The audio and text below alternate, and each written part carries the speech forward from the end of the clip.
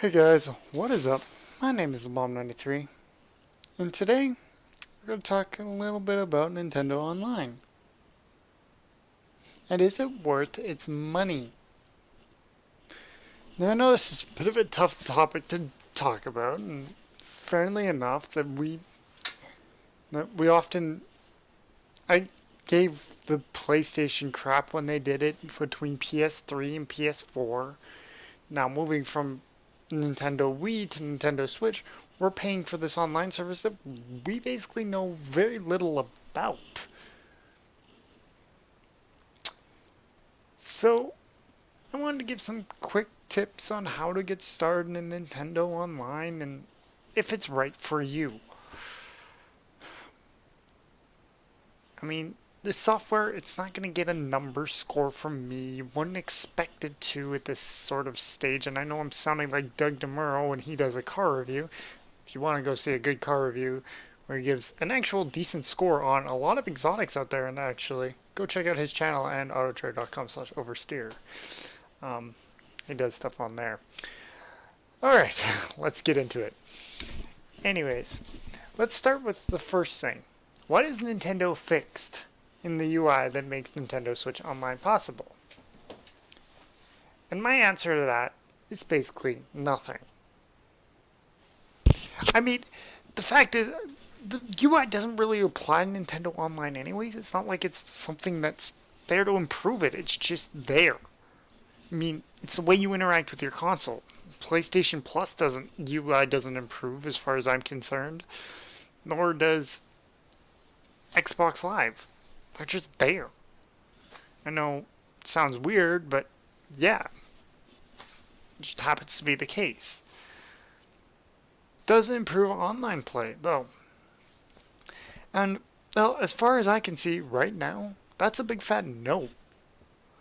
I mean, I still have disconnection issues in Splatoon 2's online, and Mario Kart works, but it's just not as fun.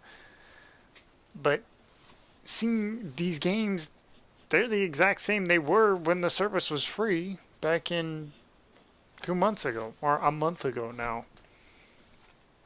Even, heck, I'm recording this on the 22nd early in the morning.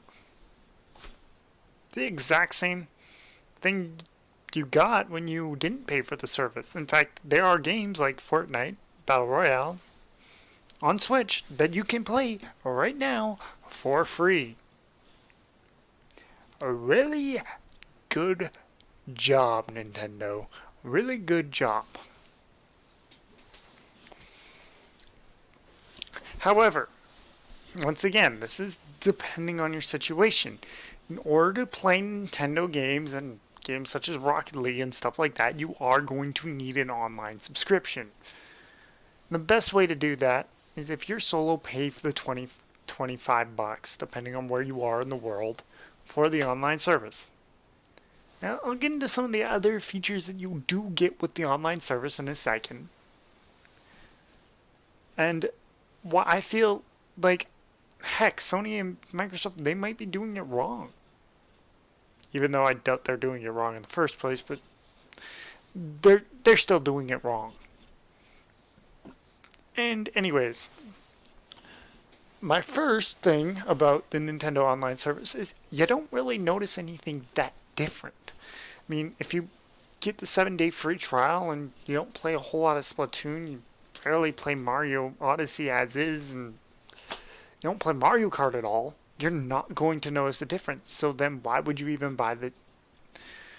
If you can't play Nintendo games for their single player campaigns, such as Breath of the Wild, great game by the way, Super Mario Odyssey, okay, but you know, I feel like there are things they could have improved. I mean, you can feel that about every game, even Breath of the Wild. And you sit back and you say, well, what could they have done to make this apply more to me? And Nintendo's always been about that single player experience, whereas games like Puyo Puyo Tetris, Rocket League, and stuff like that, if you play those games online, heck, it's actually worth it, even if you're not playing Nintendo games online. However, that being said, with Mario Kart 8 and Splatoon 2 and ARMS, you're playing online. Buy an online subscription. It isn't that hard. And literally, it's you take a trip to the eShop, you see the Nintendo online and the tab, you go scroll down to that, you click the year subscription or a month or however long you want to pay for it, and boom, done. You don't have to worry about it for another year. I'm not worrying about it till next September. What else do you... And here's a few other things that you get with Nintendo Switch Online. You get the Nintendo NES collection sort of thing online. And right now, we're getting a few different games than we saw in the NES Classic. We're getting games like pro wrestling, soccer, ice hockey. Games that, yeah, some of them, Super Mario Bros. And Super Mario Bros. 3, did appear on the NES, but we're not seeing them. But we do get a few games that didn't appear on the NES with the same exact features. Save states and all that aside. Moving on. The quality of the emulation is actually quite good. We get the same 3 filters, the CRT, which does, once again, create some sort of issue. So if you want to go... It creates some sort of rendering issue. We're not sure about that as of yet. But if you want to correct that issue, play on CRT for a while, and before you're done, switch back to Pixel Perfect mode, or 4:3 mode, which is your standard mode. Switch back to those modes before you go off and play Splatoon 2, or else it's going to create some sort of rendering issue where it seems like the Dr. Mario thing is ghosted on to the front of your screen. It's not screen burning, people. That's a little different where something will stick to your screen. This is ghosting in. Anyway, moving on. What else do you get other than that? Well, you get the Nintendo Cloud Saves. Now, I know Cloud Saves are available without paying for PlayStation Plus or Xbox Live Gold, but you gotta remember, Sony and Microsoft are companies that have had cloud services before Nintendo ever has. Nintendo's not really somebody who deals a whole lot with phones and computers and emails and all that kind of stuff. Whereas Sony and their conglomerates, well, they've had this for a while now. And Microsoft, well, they can do whatever the heck they want. They're freaking Microsoft. They have OneDrive. They have a whole bunch of other services that they can offer these things for free. And if you actually look on my OneDrive, I've used up basically kilobytes, because it's a whole bunch of Word documents, maybe megabytes, of like 1.2 gigabytes. In fact, I'm going to look it up right now on this computer. Settings. I've used 3.5 out of 5 gigabytes. I haven't used that many gigabytes, but I have. And it's kind of cool seeing that. Moving on. Yeah. And, you know, your online play, you get the free NES games, you get cloud saves, you get some special deals from Nintendo. They'll say, hey, this is a special deal for buying our Switch Online subscription package, and oh, yada, yada, yada. And the list goes on. But I think the last thing I want to touch is a lot of the complaints that people have been getting about having to go through a mobile app. Which, let's be honest, the Nintendo mobile app isn't very good. I mean, if I were to rate it as an app for communicating, I would actually rate Discord like a 7 and 8. Whereas Nintendo Switch Online gets about a 5 or a 6. There are a few features that are missing. For example, when you invite somebody to your room, okay, that comes up as a notification on your phone. I had that happen to me today playing Splatfest. But there are other features, such as a text chat between friends, like off-game voice chat, stuff you could do in Discord that you can't do via the Nintendo Switch Online app. So if I wanted to get a group together to play Nintendo Switch and play Splatoon 2, especially in the Splatfest days, well, I'm more likely going to download Discord on my phone and use that. Heck, even Skype or Twitch or whatever they want. Whatever top dog out there for you, and it's honestly personal. And you know what? I feel like Discord does a very good job of the way they do things. So I would highly recommend, if you don't have Discord, to go download Discord. And as always, there'll be a link in the description below, which will take you to my Discord page, and we can talk about video games, we can talk about the industry, we can play video games together. If you own a PC and you want to play some Rocket League, even if you own an Xbox One. I don't have an Xbox One, I don't have a PS4, but if you want to play games with me online, we can do that. That's what the Bombs Club is for. And the last but not least thing I want to talk about is, how is Nintendo planning to upkeep their service? Well, the fact is, the next 3 months we're getting 3 games a month each. We're getting NES Open, Ninja Gaiden, and another game coming October. We're getting a few more coming November. And once again in December, we're getting 3 more to add on top of that. Now, we don't know if any of these games are actually leaving the store. They do come with their own online play, and they do come with a 2-player mode. And yes, there are controllers that you can use that you can pay $69.99 US, which is basically the same price as a couple of these. And let's be honest, you're not going to use these to play NES games. In fact, I'd rather use this or just have them on the console itself and play more or less like this. Or, hold on, yeah, I'll pull up both of these. Like this. I'm going to play it like this with my hand on the D-pad and my hand on the X and A buttons, because you can use that instead of A and B. And, well, A is always A and B is X. Although I'd rather wish I could hit X or A. Well, X and A and Y and B. A and B being A and X and Y being B. But I digress. And a lot of the complaints I was seeing was the lack of, cloud save. That's... And you know what? Some games aren't going to incorporate it. For example, Nintendo knows about the stuff going on with Shinies and Pokemon and the soft resets and all that. And I'm pretty sure they didn't want people to do that and, accidentally trade something or forget about something they didn't want and just lose a whole bunch of time and data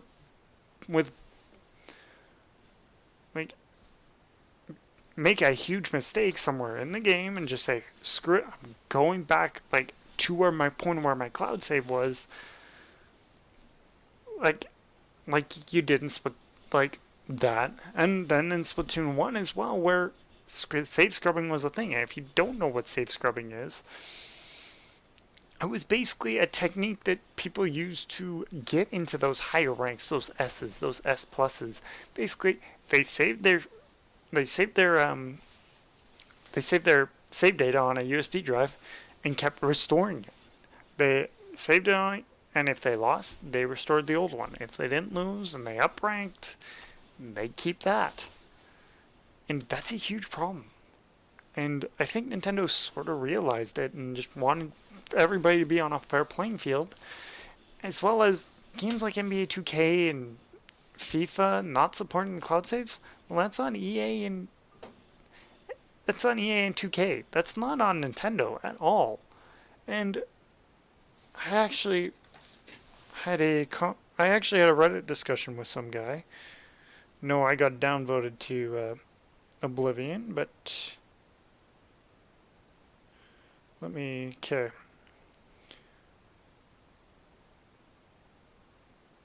$400 in value for just games. Well, the fact of the matter is, a lot of these games, I mean, if you're paying, you get 3 games a month, I think, from PlayStation Plus, but they're usually $25 games. So 25 times 3 is 75. Times that by 12, you're looking at around $450. My math is probably incorrect, but you get a few of these games. Better anti-cheat once again, that's dependent on developer, and Nintendo sure hasn't showed anything. Like, they're not very good. Dedicated servers, well, once again, Rocket League has dedicated servers. It's proven that it's got better dedicated servers and it's still using the online service. So, I mean, I disagree with that. Achievement showcases, achievements, I don't really see the point of achievements. Like, they're there, they're kind of cool, I guess, on PlayStation and stuff, but it's like, oh, I unlocked this. This is cool. I don't really care.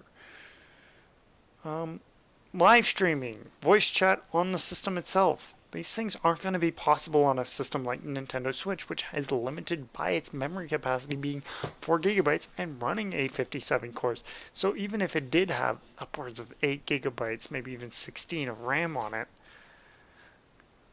I don't see that even really being a possibility considering the amount of CPU horsepower this thing has, even when the thing's undocked. But I'll digress and move on.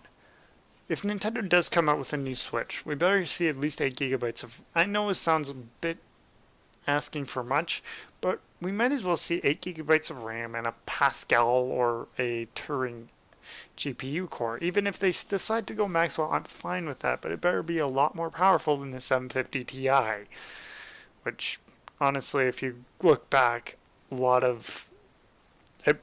this one's probably on par with a 730.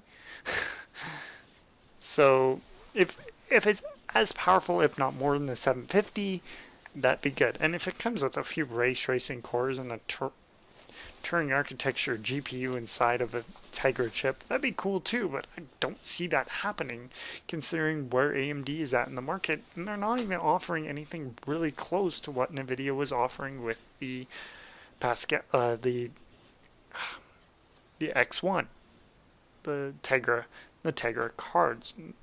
AMD hasn't been there for a while, and if they do, it's going to be Zen cores with mobile capabilities, so like an H series processor with, let's say, 10 compute units. It's going to be the max that they're going to offer. And it's not even really worth it for Nintendo to go over there, considering that their new hardware, if they want to do an improved version of it, unless they're introducing a whole new ecosystem, to be AMD based, especially this early into the Switch's life cycle. I mean, 5-6 years down the road, yeah, you could definitely see something like that. Now, not so much. But anyways, I'm getting off topic. My opinion, should you get Nintendo Switch Online? And the answer is, it depends. If you're more of a single player person, like I said earlier, don't get online. Simple as that. You're not paying for anything. Why would you pay for online that you're never going to use? I mean, yeah, sure, you pay for the 3 NES titles you get per month, and that equals 36 titles per year, less than $20 a year. You're paying close to 50 cents a title, which, I mean, the best way to support those old school developers, or whoever owns their likeness today. For example, Tecmo doesn't really exist. Oh, Koei Tecmo gets the names for, Tecmo Bowl, and Konami still gets Konami money, and you got other companies like Nintendo making money from this service and stuff like that. And that's basically what Nintendo Online's going towards if they're paying 50 cents per each person who buys the online service. Which, okay, still not that great for a retro title, but it's a lot cheaper than buying something for Virtual Console for $3.50 on the 3DS when you can just, heck, play it on my Switch and take it on the go with me. But that's my opinion. If you're going to play multiplayer games like Splatoon, Mario Kart, Rocket League, Puyo Puyo Tetris, whatever the heck service like Dark Souls, yada yada, and the list goes on. And whatever new services they want, like FIFA, NBA, if EA decides to bring a Madden game, if EA decides to bring NHL, if Pokemon Company decides to go a little bit off the rails and bring the Pokemon TCG to Switch and do that through online, well, there you go. So, anyways, that's my opinion. I'll leave it to you in the comments. I'll be down there as well, looking on, seeing what you guys think. And as always, till next time, guys, I'm the Bomb93. Make sure you hit that subscribe button over there or down below. Make sure you check out some of my other content, which will be showing up here shortly or has already showed up. And till next time, stay bomby.